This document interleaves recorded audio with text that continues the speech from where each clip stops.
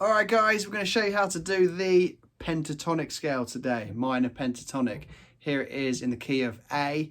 We're going to go 5 with our first finger and 8 with our pinky here. And then up to the A string, 5, 7, use your third finger. 5, 7 again on the D. 5, 7 again on the G.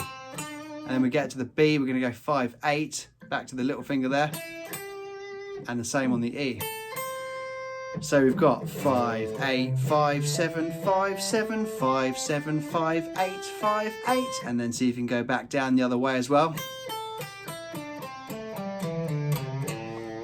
Okay, and it's good to practice your alternate picking if you can. Down, up, down, up, down, up, down, up. Great, so that's A there, but we can move that around, move it up 2 frets, and we've got B. And the pattern stays the same. On the 12th fret, E minor. And the cool thing about that scale is it's used loads in guitar, and you can get some cool improv solos going on.